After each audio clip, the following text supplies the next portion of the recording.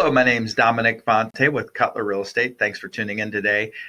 With the COVID-19, I wanted to touch on real estate because I've been hearing a lot about and getting questions on.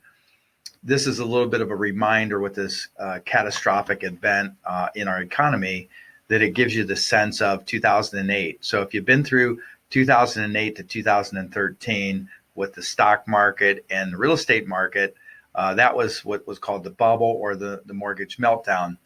There's a little difference this time, and I want to touch on this. I'm going to show you my screen here of 5 things I wanted to touch on briefly.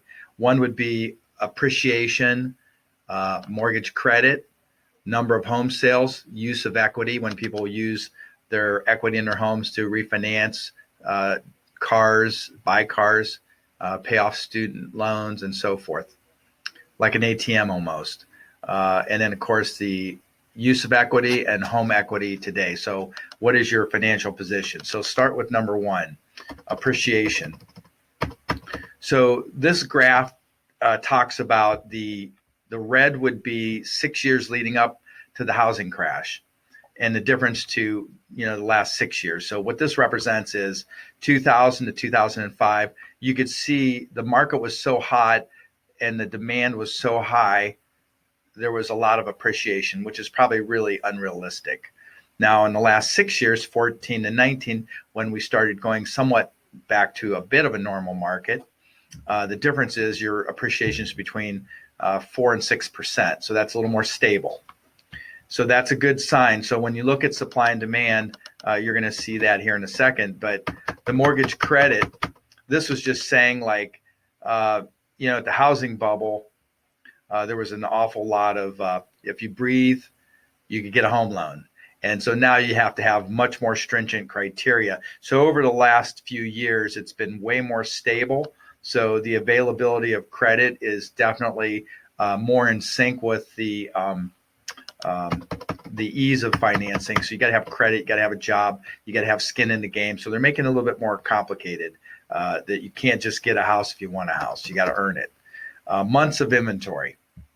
So let me move this a second. So what you see here when you look at the graph, 6 months, that gray line, that's called the neutral zone. So that would be what we would say a very healthy, normal, balanced buyer and seller market. What you see here is months supply. So here you see 5 months in 06, 07. This is when the bubble burst. This means that we had almost 12 months of supply, which means there's way more supply than demand. The housing values were appreciating so quickly, and people were buying homes with a little bit or no money down. So when it imploded during the mortgage meltdown, is that people would walk away from their homes. Now what you see is, instead of it being a healthy market, the inventories dropped so low that we are like nationally around 3%. That means it takes 3 months to absorb the inventories across the country. Now in different pockets, like if our suburbs or whatever, it's actually about 2.7 months. So therefore it favors the sellers. That's why they're selling for full price or thereabouts, but the appreciation is between 4 and 6%. Use of equity. So that means like if you look during the bubble, the folks that had homes were leveraging their homes with all their equity. So they were slightly inflated. And so they were using about $824 billion of their equity. So that means they were highly leveraged. Okay. So that's why when the market tanked and the bubble burst, a lot of people just walked away from it. And that's what created the 25% drop in valuation for the people that were able to stick it out. Now, when you look at the 17, 18, and 19 equity position, people now are only using, $232 billion worth of equity in the U.S. So we're in much better conservative position. And then if you look at the home ownership today, 50% of the homes today have, or 53.8% of the homes have 50% equity. So that means that if you have that much equity in your home, and now we're going through a national crisis, you're not going to let your house go, walk away from it, because you do have a substantial gain.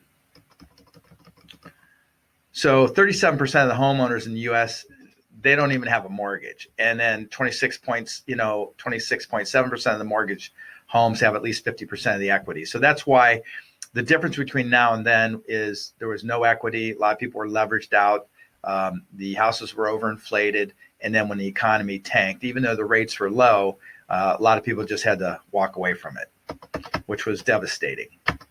So when I look at today's market, the bottom line is that from 2008, if you ever see the movie The Big Short, it gives you an example of the pain and suffering that the mortgage industry, the real estate industry, and of course the stock market was a rough time. But today, what I do know is that the housing market is much stronger because we have a lot less inventory. So once we get the country opened back up for business and try to recover from this situation that we're in, I think you're going to see the housing market is going to be leading the way, and we're in a much better position than we were. So I hope this makes sense. I know it's a lot to cover in just a few minutes, but if you have any further questions or you're interested in knowing more, feel free to call me at 330-418-1535. My name's Dominic, or email me at dominic@dominicfonte.com.